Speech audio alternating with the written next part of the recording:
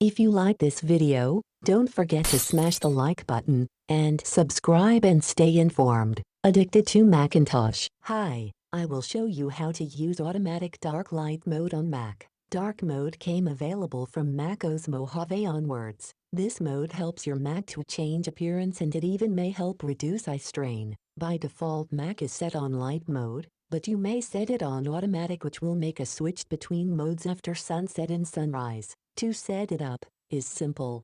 Go to System Preferences. At System Preferences, click on General. At General, go to Appearance and click on Auto. It's that simple. Hope you enjoyed this video. Have a nice day. Subscribe and stay informed. Addicted to Macintosh.